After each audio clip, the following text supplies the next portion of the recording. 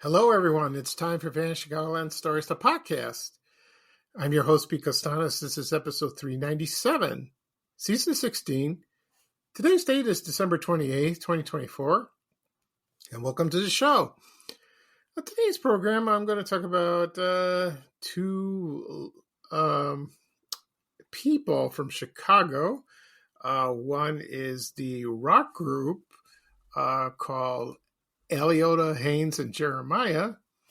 They were famous for their song Lakeshore Drive. I will talk about the group and the song and my memories of listening to the song. I still do to this day. It's phenomenal. I love it. Also, do a tribute to sportscaster Greg Gumbel. He just passed away yesterday. I'll talk about my memories of him and his biography. And He was a great man. That's so sad he passed away. He died from cancer. Damn cancer. Okay, so anyway, right now the program will go into a commercial break.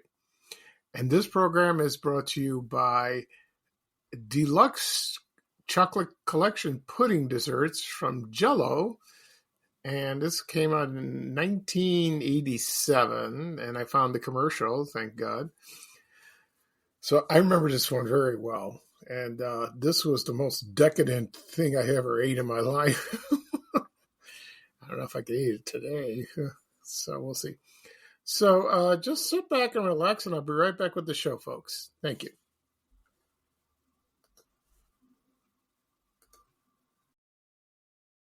You want it bad, it's almost time. You got one thing on your mind. The new deluxe chocolate collection from Jell-O. Creme desserts and chocolate almonds, chocolate mint, and double chocolate. Made with so much rich, intense chocolate. You can't live without the stuff. You can never get enough. The new deluxe chocolate collection of creme desserts from Jell-O. Okay, everyone, I am back. I hope you enjoyed the commercial for Jell-O. It's called I keep forgetting what it's called. The Deluxe Chocolate Collection Pudding Dessert. Excuse me. As you heard in the commercial, it came in three flavors. Chocolate almond, chocolate mint, and double chocolate. Oh, my God. My mom bought this one day, and I remember this. I can't believe I remember this. And it was so good, so rich. Oh, my God, ton of sugar. I love chocolate pudding. I really do. Some people are like, no, it's great. It's wonderful. You can use this for pie filling and all that. But it was so decadent, so rich. And, Jell-O pudding's still around. You can buy any flavor you like. Chocolate, chocolate fudge, vanilla, butterscotch, pistachio, vanilla. I've tried all of them. You know, one time I had pistachio. My mom bought that one day. It was pretty good. Very nice. Yeah. Because it looked green and kind of lumpy, with the, I think it was with pistachios, but it was very good. I really liked it. So, anyway, so this dessert, I don't know how long it lasted.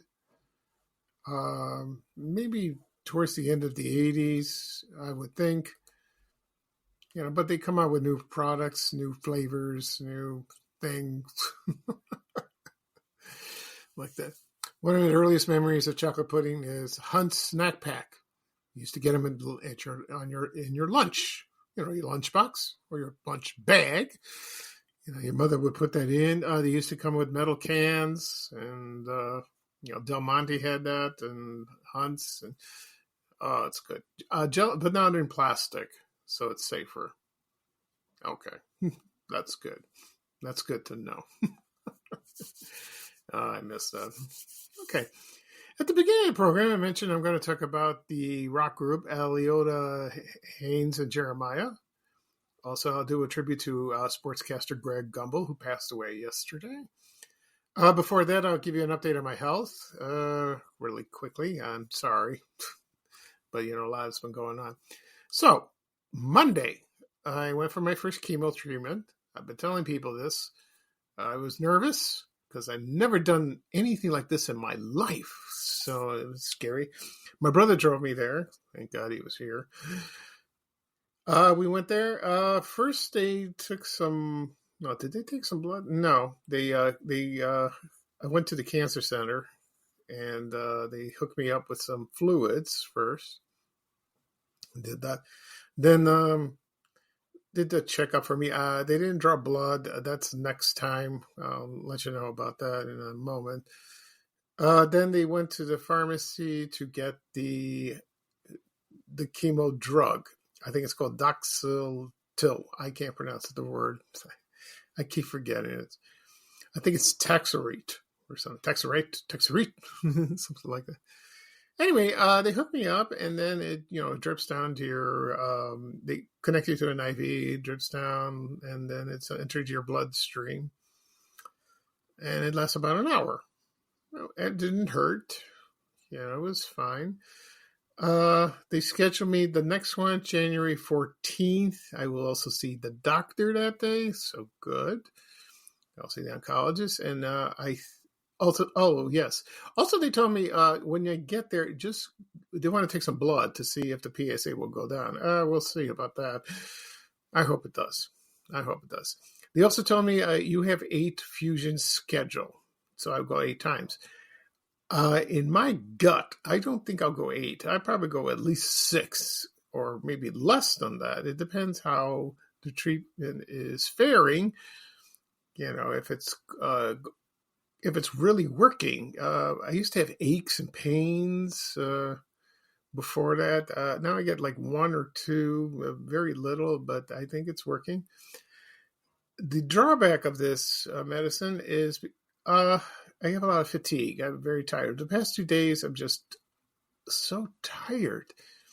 When I lie down, it just feels good. But when I walk around a bit, it's just, it's awful. It's like carrying a big weight. I'm a little better today.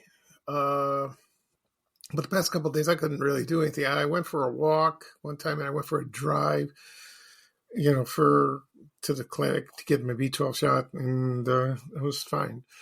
But so far, I'm doing okay. And no, I have not lost my hair yet. I don't know when that'll happen. Probably the second one, the third one, who knows. But people have told me that the second or third one might be much worse than the first one. It could be. Not the fourth, not really. After you get many more, it gets easier, and it's like your body gets used to it. So the second one and the third one, I'm not looking forward to it because it might be much harder for me. And so it could be the side effects would get worse. I'm taking anti-nauseum pills. I'm taking that, so that's good. Because I have a lot of issues with that. They suggested just drink warm ginger ale throughout the day, and I'm doing that. So that helps a little. Yeah, it really does. So I'm looking forward to this to be over. And hopefully by mid-May, I will be completely done. But it could be before that, maybe Easter or maybe before that. I don't know. So they just told me to get on with your life, go see your friends, go out to eat. Just take it easy. You'll be fine. If you want to do some exercise, I will probably start soon. I have some dumbbells when I work on, do a little walking. So that would help get your energy going because I'm drained out. So that's it. So I don't want to continue talking about this, but that's the update on my health. So we'll see. So we got to wait about a couple weeks for the next one, and I will keep you posted. Okay. All right. Excuse me. Right now, I'm going to talk about the rock group Aliotta Haynes and Jeremiah, or is it Aliotta Haynes and Jeremiah? No, or it's like 3 names. Okay. This rock group, I've been hearing about them since I was a kid, and I used to hear this song. Their most famous song ever was Lakeshore Drive. And my first memory of listening to the song was probably WLS AM or FM. Probably WLSAM 890 or 95 and 95. It's probably AM, with Bob Surratt and John Riggers Landegger. And when I listen to it, it's like, wow, this is a cool song. I like this. It's kind of it has an upbeat, and I sound like a kid from, giving my opinion on American Bandstand. Remember that with Dick Clark. And so I didn't know who these guys were. And then I tried to listen carefully on the radio who they were. And they were Aliotta Haynes and Jeremiah. They were from Chicago. So I'll give you a biography of them really quickly. Let's see, here we go. Okay, and they were a rock group. They started together in 1970, right around that time. And I know this is not their first album. The song, that is. I could be wrong. Maybe I'm contradicting, but if you correct me, please do. So let's see. So they had a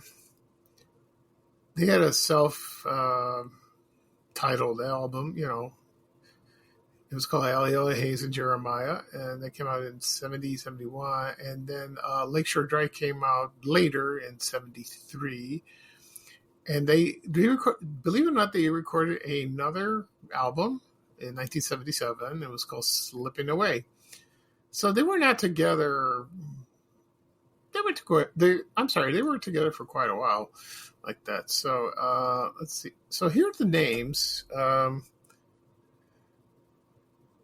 Let's see. So it was John Jeremiah, also Mitchell A. Aliotta, okay, and also Skip Haynes, okay.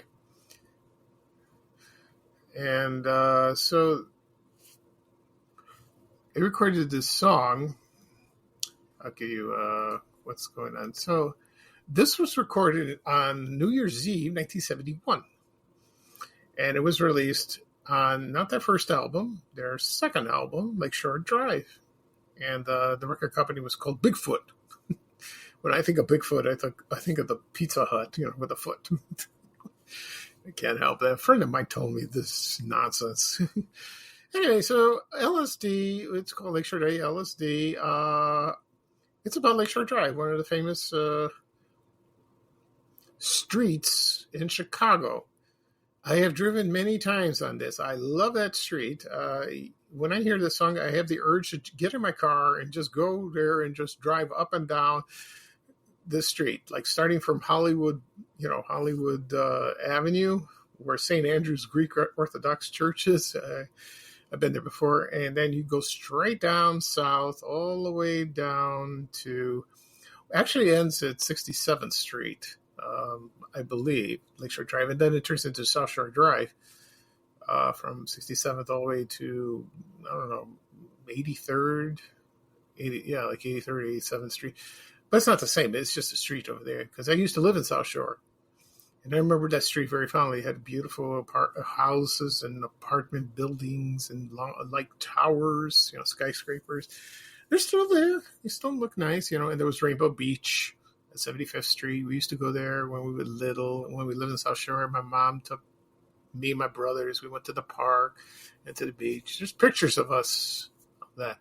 Anyway, so the song was about Lakeshore Drive, and a lot of people initially, the nickname is LSD. And when you think of LSD, you think of the drug, that hallucinogenic drug. That when you take it, you start seeing things and it's colors and all kinds of weird stuff. It's like, ooh, thank God I never took that stuff, And that's what the rumors started about that. It wasn't really. It's because they. So according to Skip Haynes, he said that we recorded the song on New Year's Eve, 1971, and we finished it on New Year's Day, 1972. I guess they were busy, or they didn't think it was a big deal, like that. Uh, the song, they played it all the time. Just like I said before, they played it all the time on radio stations, on oldies hits, and then in the 80s, they played it on Magic 104, WJMK, and I believe it's still played on WLS 94. They have the hits. I haven't listened to the radio station in quite a while. So if you hear the lyrics, it mentions Grant Park, the Gold Coast, all that. And then all the references to famous landmarks and buildings like that. So that's how the rumor started, like it was about LSD. And it is not true. It was not about that.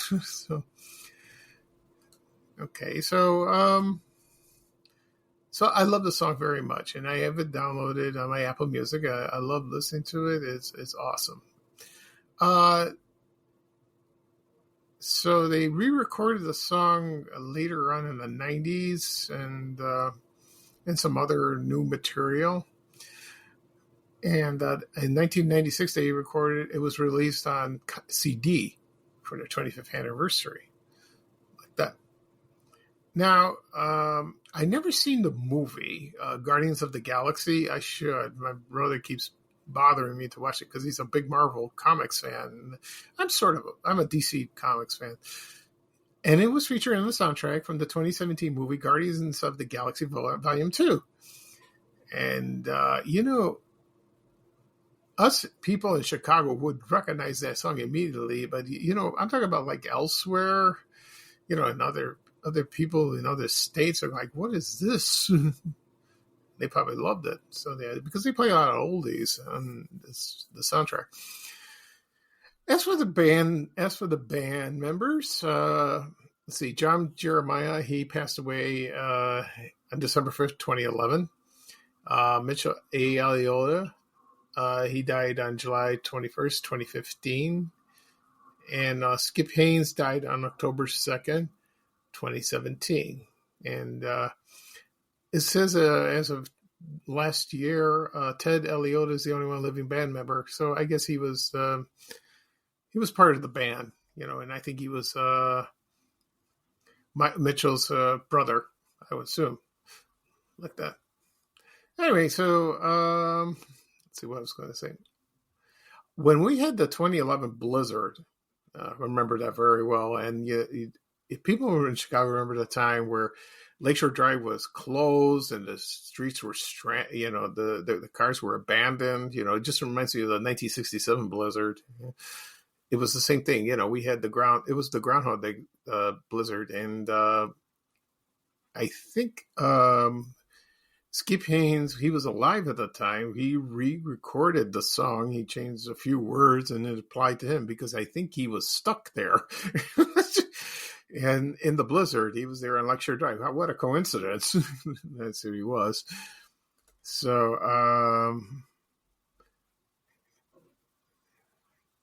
I think he was there, but, no, I don't think he was stuck there. No, he just rewrote it.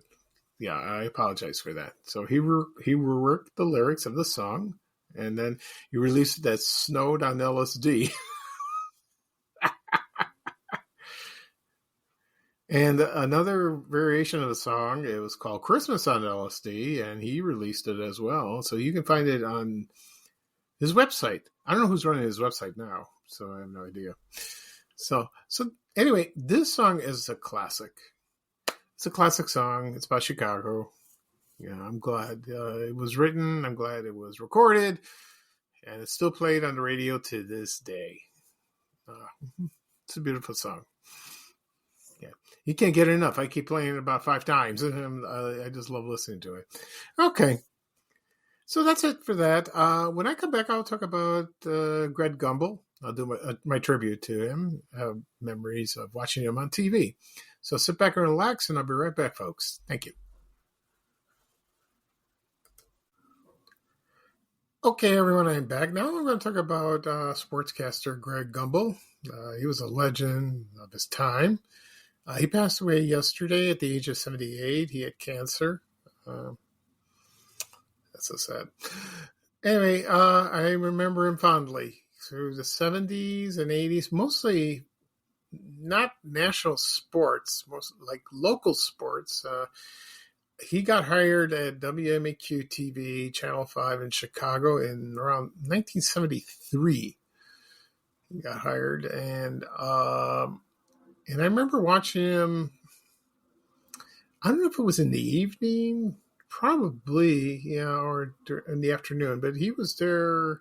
He was well known at the time.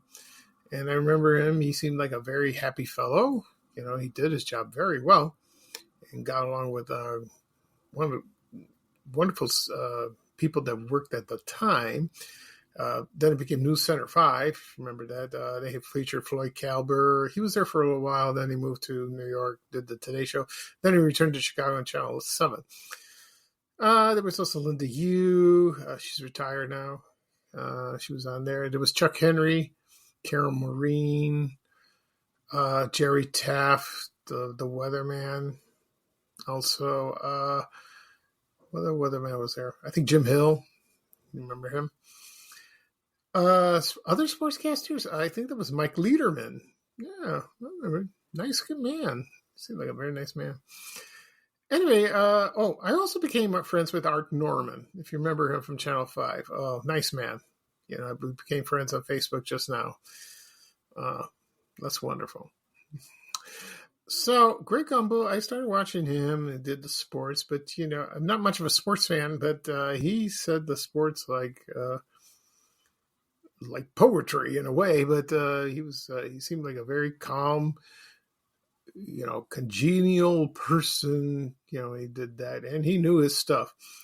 So I'm going to talk about his biography real quick, and not quickly, but do that. Explain where he was born and all that. So he was born May 3rd, 1946. He was not born in Chicago. He was born in New Orleans, and then I guess then he moved to Chicago and he attended De La Salle Institute. I remember that. He lived in Hyde Park with his brother Bryant, if you know him from the Today Show. And he graduated from Loras College. I don't know where that is located. That's in Dubuque, Iowa. Yeah, I'm not very familiar with that. And it, just like his brother Bryant, he pursued to go work in television. So, and then Bryant worked also as a TV sportscaster, but in Los Angeles, and then he at the time, Channel 5 in Chicago were auditioning for a sports announcer, and he suggested to Greg, his brother Greg, to do that. And he was selling hospital supplies in Detroit at the time, so he was not in Chicago; he was there. And then he got there, and then he worked there for about 7 years. So he was there about 1980, 1981, around there. I read the article in the Chicago Tribune that, I don't know, they didn't renew his contract or he just quit. And he went on to better things. So, and then he worked for CBS Sports, which we saw him during the 80s and the 90s. Also, he worked for ESPN and Sports Center. And he was a backup announcer for the New York Knicks. So he did that. So he was very famous, and he did great. He did that. And he started the CBS career in 1988. He was just an NFL announcer, for football. And then stayed there. And you got to used to watching him on TV when he did the broadcast for the football games. He did that. Also, he worked for the NBA, the MLB, with the baseball. He did. He was also the anchor for the Winter Olympics in Lillehammer, Norway, in 1994. And he also did the Winter Olympics in Albertville, France in 1992. So, yeah, so that's great. Like that. And then he moved to NBC in 1994, did the sports there, and so that happens all the time. And then he left NBC, and then he went back to CBS and did the broadcast of the Super Bowl and the NCAA's men's basketball tournament. He did that for a long, long time, like that. And I think that's most people remember him today. So, but he was there until like last year. But I guess he got sick, and then because he did not cover March Madness this year in 2024, and people are wondering where is he, or what happened to him, So, and then he lived in Florida, so he did that. So he was a great guy, great sportscaster. It's so sad. Unlike his brother Bryant, we remember him from the Today Show. Like, what was this? The 80s or something like that? Yeah, with Jane Pauley. He seemed very nice, but off the screen, I've heard kind of rumors that he was temperamental, and I'm Bryant Gumbel. I do what I want, like that. I heard he is not very pleasant to work around with. We've had that. I've had that situation myself, at the workplace, and so do have other people. Like, you have somebody who is above anyone else, which is not nice at all. So that's probably what happened, because he was there for a few years, and then I guess he got calmed down. I hope. I guess he had a big ego. A lot of people do that, which is fine. As for Greg, so I remember watching, like I said, I remember watching him on Channel 5, and one day I turned on TV, he was gone, and then he showed up on, boom, national TV, like that. So that's great. That's wonderful. And, he was beloved by everybody, not just the sports world, but anybody who watched him on television. And, he was just like part of the family, which is a shame, I don't know what kind of cancer he had, but it seemed like it's pretty bad. I don't know. I have no idea. Okay, so that's it for today. I'll do a recap of what I talked about. I talked about the rock group Aliotta Haynes and Jeremiah, famous for their song Lakeshore Drive. Also, I did my tribute to Sportscaster and sports legend Greg Gumbel. Somebody mentioned on Facebook, why is he legendary? Well, he was, okay? So that's your opinion. My number one rule, I've always said that, don't listen to comments. Just move on. Just go ahead. Don't let it bother you. It used to bother me when I was a kid, but now I'm not a kid, so you just move on. Anyway, so he was a legend. He really was. Okay, this podcast will be published later on today, where podcasts will be available: Apple Podcasts, Spotify, Amazon Music, also Breaker, Overcast, maybe iHeartRadio, Audible, Audacity. Someone mentioned, are you on Pandora? I go, no. I wish I was. I don't think so. Or Satellite Radio? No. So if you have those apps, tap on them. Tap following, and you'll get the latest episode. You'll receive a notification. You can listen to previous episodes if you like. Also, be sure to my blog, chicagoland.blog. You can click on the link. It'll take you right there, and you can listen to that episode and other ones. You will, if you subscribe, to my blog, you will get notifications. If you do that, I don't get many, but it does happen. Also, it will be posted on my YouTube channel again and again. People ask me, where do I find your podcast? Where do I find your podcast? You can find it on YouTube. Do a search. Type in Vanna Chicagoland Stories or my name, Pete Costanis, and then tap subscribe. Doesn't cost anything. You can listen to the latest episode if you receive a notification, or you can listen to previous episodes if you like. They're all there. Help yourself. They're all there.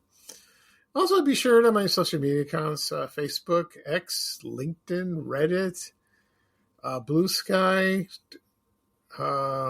Threads, Instagram, and TikTok. I think I got them all like that. So they're all there. One last thing, was my status on my Facebook page. I still have the old. I can't access it to the old one yet, but they're working on it soon. So hopefully, the man I talked to at Facebook says it's going to be a while, maybe a month.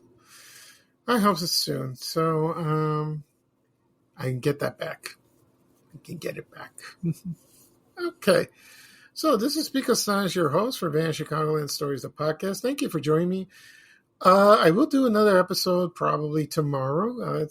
Because 2024 is ending soon. Also, we're approaching the 400th episode, and I think that'll be done probably the first of the year.